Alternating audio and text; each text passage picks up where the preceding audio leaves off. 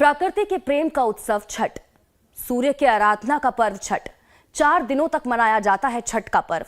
सूर्य को 2 बार अर्घ्य देने की परंपरा। जय छठी मैया। 36 घंटे तक निर्जला व्रत रखने का विधान। मुख्य रूप से उत्तर भारत और बिहार का पर्व। भगवान सूर्य और चेत माया की पूजा का विधान। सूर्य को अर्घ्य देने के बाद ही पूरा होता है व्रत। सूर्य और उनकी दोनों शक्तियों की आराधना। सूर्य की पहली किरण उषा को दिया जाता है अर्घ्य। सूर्य की अंतिम किरण प्रत्युषा को अर्घ्य देकर समापन। भगवान सूर्य और चेत माया के पूजा की मान्यता।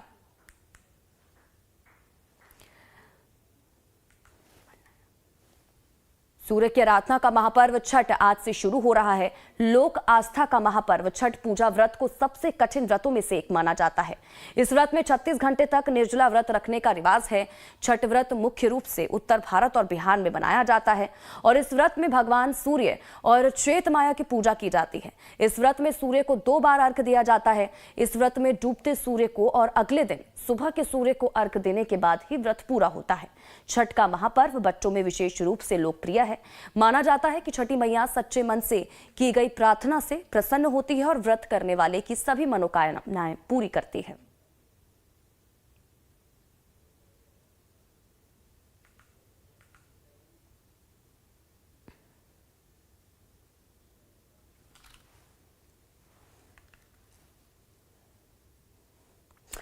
तो देखिए, लोक आस्था के महापर्व छठ पूजा में आप किन बातों का ख्याल रखें, कौन से मुहूर्त में आप पूजा और अर्घ्य दें, इसके साथ ही छठ पूजा में भगवान सूर्य नारायण को आप कैसे मनाएं, ये सारी बातें आपको बता रहे हैं पंडित प्रमोद बिहारी पांडे। महापर्व छठ पर्व की तैयारी हर तरफ चल रही है। जिला प्रशासन मुस्तैद है कि छठ घाटों पर किस तरीके से छठ व्रतियों के लिए वो सुविधाएं प्रदान करें। लेकिन अब ये जानना ज़रूरी है कि आप छठ पर्व कैसे करें, मुहूर्त क्या है, सही मुहूर्त क्या है, और प्रसाद और नहाए खाए पहली अर्घ पूरे जो पूजा का सामग्री क्या है और क्या कैसे आप मुहूर्त में आप पूजा पाठ करें, ये जानने के लिए हम पंडित जी से जानते हैं कि पंडित जी बताएंगे कि किस तरीके से आप किस समय पर किस मुहूर्त में छठ पर्व को करें। और पंडित जी, हम ये जानना चाहते हैं कि जो छठ व्रती हैं वो इस छठ पर्व जो लोक आस्था का महापर्व है वो किस मुहूर्त में छठ करें और किस दिन नहाए खाए हैं, किस दिन आपको खरना है, पहली अर्घ है, ये पूरा हमको बताइए अपने हमारे दर्शकों को कि कब वो छठ पर्व करें, कैसे बनाएं।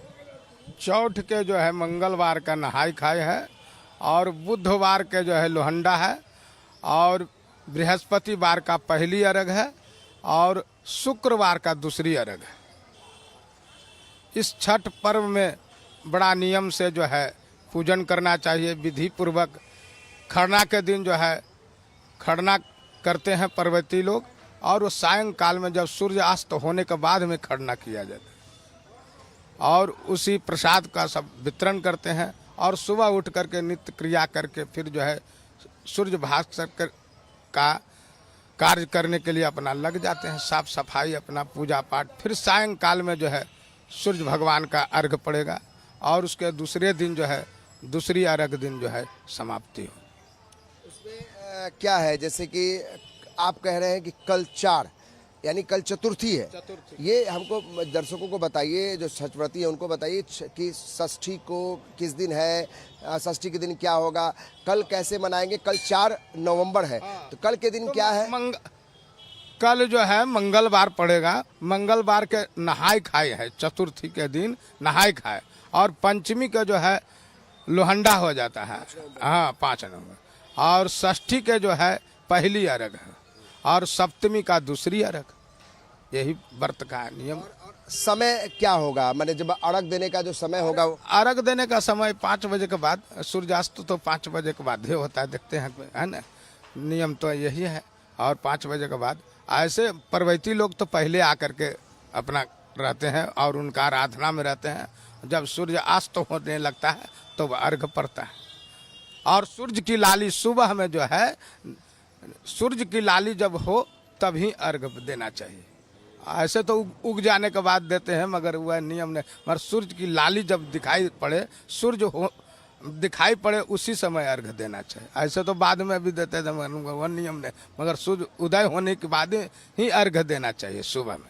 क्या महत्व है आपको जो नहाय खाए के दिन का क्या महत्व है और लोहंडा का क्या महत्व है ये भी बताइए। नहाय खाए के दिन तो परवैती जो है उस दिन से व्रत जो करते हैं वो अपना कद्दू का लौकी जो है 4-5 प्रकार के सब्जी बनाते हैं, अपना वही खा करके जो है 3 दिन तक के व्रत में रहती है। और लोहंडा के दिन जो है प्रसाद, कोई खीर बनाते हैं, कोई चावल प्रसाद बनता है, चावल नहीं कहते हैं, महाप्रसाद बनता है, और इसमें दाल बनता है, पिट्ठा बनाते हैं, मीठा बनाते हैं, जो भी अपना भगवान का भोग, हाँ भोग लगाते हैं। तुलसी दल छोड़ करके भोग लगा करके तब वो खरना पर बैठते हैं। क्या आपको छठ पर्व को लेकर बिहार में क्या महत्व है, महापर्व क्यों इसको कहा जाता है? महापर्व ये जो है इनकी वर्णन है, सूर्य की प्रकाश है, और इनको जितने भी मन इच्छा से करेगा उसका सब काम पूर्ण होगा। और जाते हैं जो है हमारा बाल बच्चा ठीक रहे, मेरे संतान जो है बढ़े, इसके लिए परवैती लोग ज़्यादा करते हैं। और हमारे सूर्य की तो किरण कहना नहीं है, सूर्य को जो प्रसन्न कर लिया उसका हर मनोकामना पूर्ण हो जाए। कहते हैं लोग कि इसमें ये एक ऐसा पर्व है जिसमें कि पंडित जी की भी जरूरत नहीं है, सीधे साक्षात भगवान का दर्शन होता है। अरे तो एकदम साक्षात, अगर सच्चा दिल से करेगा तो साक्षात दर्शन होंगे। और इसमें जो है बहुत निष्ठा भाव से करना पड़ता है, एक एक चीज डर डर के करना पड़ता है, क्योंकि कोई दिक्कत ना हो जाए। इतनी पर्व में कठिनाई जो है, अभी जो इस पर्व में छठ में जो कठिनाई और कोई पर्व में नहीं, मगर इसमें जो है बहुत नियम अनुसार चलना पड़ता है। यही सूर्य मुहूर्त का भी आप ख्याल रखिए, नियम का भी पालन कीजिए, स्वच्छता सबसे जरूरी है। भाव से यहाँ पूजन होती है। हाँ, गोबर से निपते हैं, जहाँ जिसके मिट्टी का घर है गोबर से निप के बढ़िया चूल्हा बना करके और बढ़िया से पाक बनता है, भगवान का भोग लगता है। कोई ऐसा मंत्र है, श्लोक है जो आप बताना चाहें, जो छठ करते हैं लोग तो उसको कैसे सूर्य की आराधना करें, इसके लिए कोई मंत्र या श्लोक? नमः सवित्रे जगदेव चक्षुषे जगत प्रसूति थितना सहेतवे त्रयीमयाय त्रिगुणात्म धारिणे बिरंची नारायण शंकरात्मने। सूर्य नारायण का जो है साक्षी यही है। नमः सवित्रे, सावित्री जो है इनका वर्णन तो अनेकों है ना, अनेकों नाम से है। सूर्य भी कहते हैं, कोई सविता भी कहते हैं, कोई सावित्री भी कहते हैं, है? हर तरह का जो है इनकी जो है नाम विख्यात है। नमः सवित्रे, नमस्कार करके सावित्री देव सूर्य भगवान को मैं नमस्कार करता हूँ। यही सूर्य सा, और सूर्य भगवान का अर्घ दें तो यही सूर्य सहस्रांशु तेजो राशि जगतपति अनुकंप माम भक्त्या ग्रहान अर्घम दिवाकर। इस तरह से अर्घ दें भगवान भास करके, यही है मंत्र।